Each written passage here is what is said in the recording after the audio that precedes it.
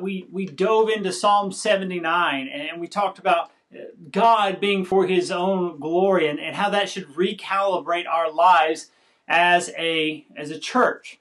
And one thing that sort of came out of that is that, man, I just had so much stuff. At the end, I was sitting there cutting left and right. There's a ton of stuff that I just couldn't make it in there. And quite honestly, that's a lot of Sundays. And I thought, you know what?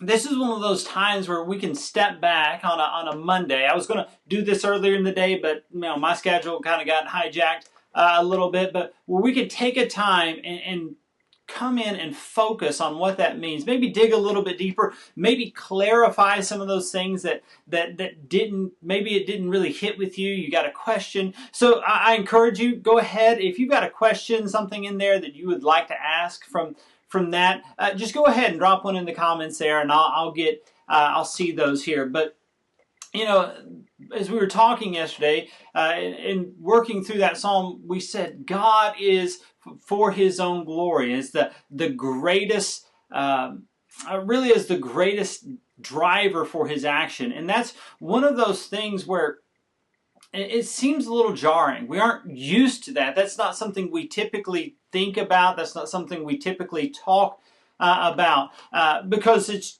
we just don't for whatever reason. But really, that's something, going back through Christian history, that's really been in there since the beginning. But I just wanted to pull out a couple of examples here. One is the Westminster Catechism. I like the Westminster Catechism. It's pretty great because it's pretty straightforward there. And question 1 is, what is the chief end of man? It's a great question. Hey, here's who we are. What are we meant to do? And the answer is this: man's chief end is to glorify God and to enjoy Him forever. That's why we're created. That's what we are made to do. And so if what they do is they pull out certain verses that kind of point us in that direction. They pull out Psalm 86:9. All nations whom you have made shall come and worship before you, O Lord, and they shall glorify your name. This is where we're going. This is what is the end here. We're all moving in that direction. We'll all glorify the name of God. And they also pull out the command that Paul gives us in Romans 10:31, whether then you eat or drink, whatever you do, do all to the glory of God. And so this is one of those things that really is central to who we are as Christians, who we are as a people.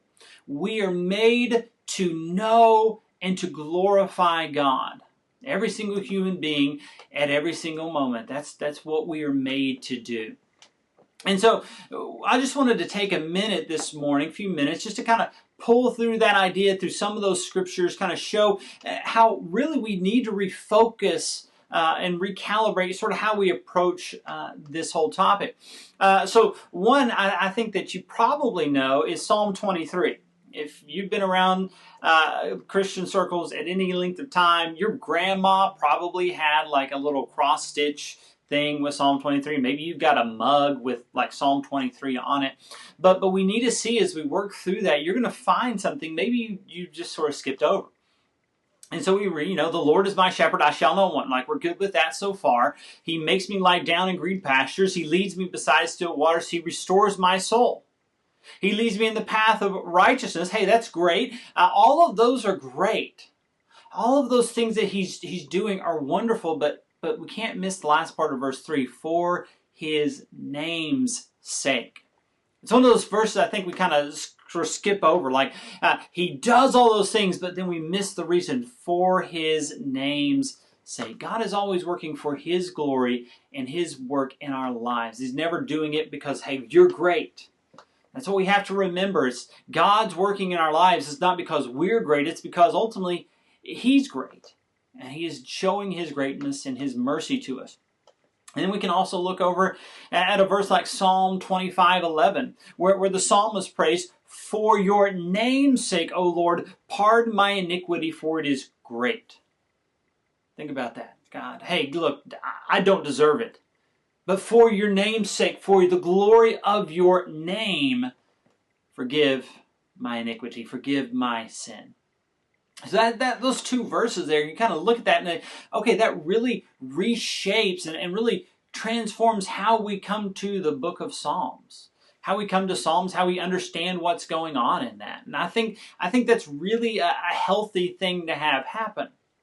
But we want to kind of pull that through all of it and see how God always is working for His glory. So you can look at Ezekiel 20, verse 9, where God is speaking and He's telling them that God, He brought the Israelites out of Egypt, not because Israel was perfect, not because Israel was great, not because Israel deserved it, but look what He says in Ezekiel 20, verse 9.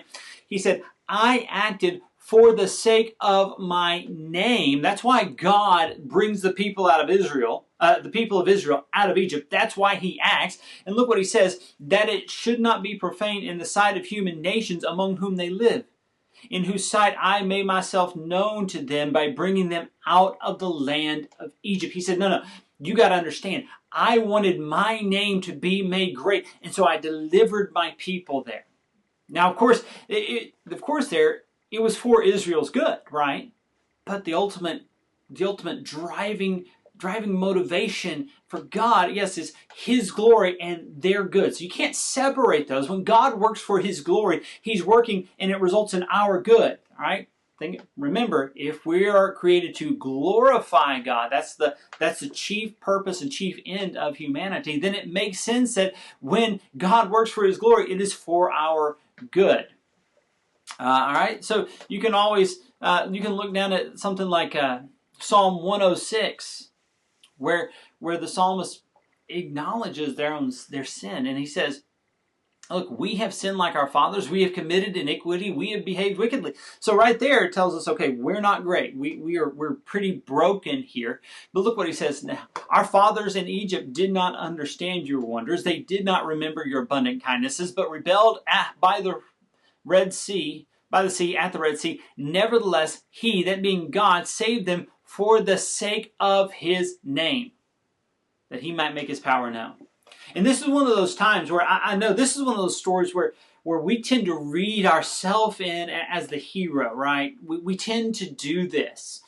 And it's just one of those things that man, it just makes for a great sermon. You really like to hear it, right? Hey, you're like Moses. You're coming up to the Red Sea. It seems like everything, but you're going to get to go through the middle. No, hold on. Keep in mind, God is the hero. God is the one who delivers His people out of their bondage for His name's sake. Can't kind of divorce that. Can't miss that. So I want to keep encouraging us to take that different view, that different way of reading the Bible. And even then we see that Jesus, a couple of weeks ago, we actually hit on this briefly when we were in John chapter 7. But Jesus says, look, I am seeking the glory of the one who sent me. He is true, and there is no unrighteous in Him. The purpose of Jesus coming and what He's doing is He's seeking the glory of God. And so as we kind of step back and we look at that, we see, okay, there's this big picture. In fact, we can look at Habakkuk 2:14. The earth will be filled of the knowledge of the glory of the Lord as waters cover the sea. This is where it's all heading. And that's a beautiful picture, and that's a wonderful thing for us to remember as we keep going forward and as it reorients our lives. Now, I know something that gets a little testy for us. Because we think, if God is always for His own glory, does that make God like an egomaniac? You know those me people in your life, and you kind of think, well, I don't like being around them so much. They have this. It's all about them. Does that where it puts God here? Well, I understand what you might be saying there, and so I don't want to just kind of brush that off. Let's just go ahead though and pull back and think about what it means for God to be God and to do what He does. And throughout history, here's going to be one of those times where you just got to put your thinking cap on a little bit. Theologians and philosophers have said, you know what, God always does the greatest thing. He's the greatest being doing the greatest thing for the greatest possible reason. Okay?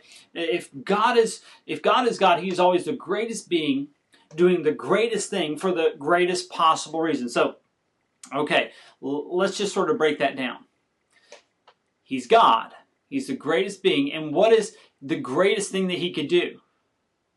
Well, it would be to magnify that which is great. What is the greatest thing? He would be magnifying and making great the greatest thing. So it would be God glorifying himself. That's what he does, right? Think about it just a little bit. What is the greatest thing that you could do with your life? Would be to make much of the greatest possible thing in your life. That's why we say, so just imagine that for God. He just is the greatest possible thing. So God glorifies himself. That is the greatest being doing the greatest thing for the greatest possible reason, his own glory.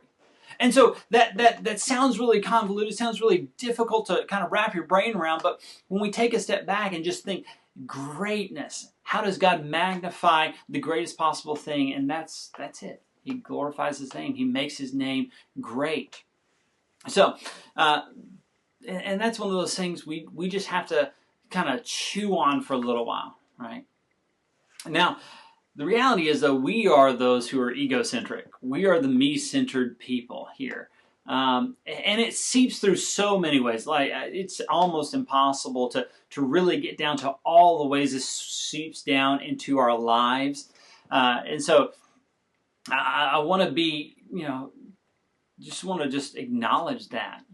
That's what it is. We are sort of a self-centered people by nature.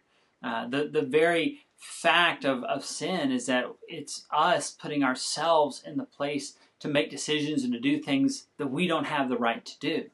So it's very self-centered to begin with. But when we step back and we think about how this permeates our lives, one of the ways that I think we've got to be careful about is the way it permeates our lives in even our worship and even the songs that we sing. Now, I want to be careful here. I'm not saying that every song that talks about us is bad. All right, that's not what I'm getting at. But I do think that there's a tendency, if we're not careful, where we can really start talking about ourselves, and we can really come to the place where, man, like that brings us the warm and fuzzies. That's kind of the way it goes. I mean, you don't want to acknowledge that. We don't want to admit it, but that's really how it can happen. In fact, there's one song that aside from one line, I really like the song. It's maybe you've heard it. What a wonderful name it is. I think that's the name of it. But I like the song because there's a lot of stuff in there that's really, really true. But it has one line in it that I'm like, that's just absolutely false. And I think it's the second verse there. It says, "You didn't want heaven without us, so Jesus, you brought heaven down." Now, okay, I understand what they're saying. Like God in His greatness brings heaven, but that first part, you didn't want heaven without us, and what that sort of implies, what it basically implies, is that heaven was somehow less than perfect without us in it. That God was somehow lonely, and by us being there, it sort of filled out that picture. And the reality is that's just not true. God doesn't need us. He's not lonely. He's never lonely. He's never sitting there thinking, hey, well, why won't they come to me? He doesn't need us like that. And so when we look at those things, if we're not careful, I think this is one of those areas where our me-centered ideology kind of seeps into even our worship. And so really it does permeate so much of our lives. It really does, and I don't know a better way to kind of to attack that than really what I said yesterday. And maybe I want to provide a little clarification here to develop that God-centered way of reading the Bible. We need that God-centered way of coming to the Scripture. When we are focused on ourselves, we miss the picture. In fact, our own confession, we here at First Baptist Venus, we ascribe to the Baptist Faith, the Message 2000, and it says, hey, what is the Bible? It is God's revelation of Himself to man. So when we think about that, look, that means that the central purpose of the Bible is God revealing Himself and His glory to us. It's not so now that obviously comes with facts that we understand who we are in relation to God. We understand who we aren't. But the Bible, that means the Bible is not primarily about us. It's about God. It's about Him and His glory. And so we have to really be on guard. And I think, and as I've been praying about this, I really do think if we can get that first level, that first order there in how we read the Bible, not only on Sunday morning, but just every day of the week, how we come to the Bible, and really let that sort of guide the rest of what we do, it'll start changing. I believe the Holy Spirit will start moving and reshaping other areas of our lives. Because really, our me-centeredness permeates every part of our being.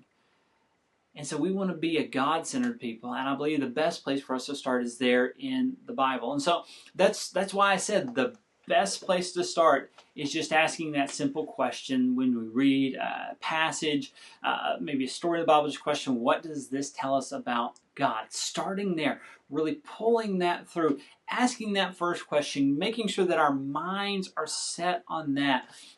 And then over time, and like I said, this is not going to be something you wake up tomorrow and your whole life is different. Like, this is going to take time to do.